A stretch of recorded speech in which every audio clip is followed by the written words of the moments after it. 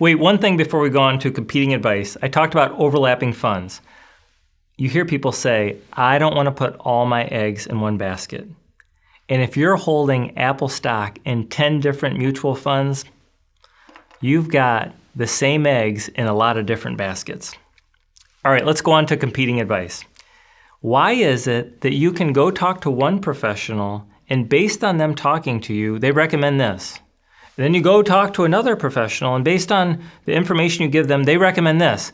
And they're super confident, they're super believable, they seem trustworthy of what they're saying, but yet their advice is completely different.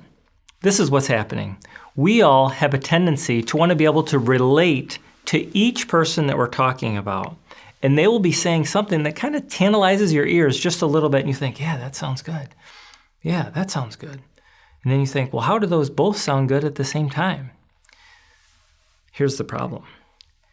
When you're sitting down with someone, if they're selling you something, what they're doing is having something that sounds good to you and you think, yeah, that sounds great to me.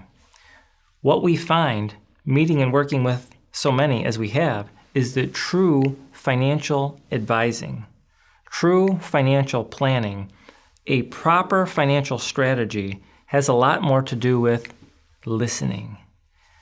Listening. Not you listening to them, but them listening to you. What's most important to you? What have your challenges been? What is your disposition towards the fluctuations in the ride of saving, investing, planning, and then withdrawing in retirement? How bumpy can the ride be and have it still be comfortable for you?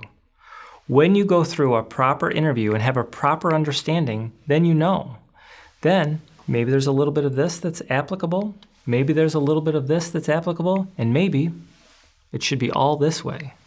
In summary, the solution on competing advice is you being aware of what's happening, the dynamics of what's happening when your ears are perked up to something that sounds good over here or sounds good over there.